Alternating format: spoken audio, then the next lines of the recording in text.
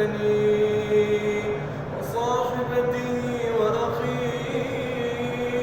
وفصيلته التي تؤويه ومن في الأرض جميعا ثم ينجيه كلا إنها لظى نزاعة للشوى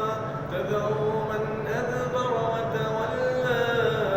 وجمع فأوعى إن الإنسان خلق هلوعا إذا مسه الشر جزوعا وإذا مسه الخير منوعا إلا المصلين الذين هم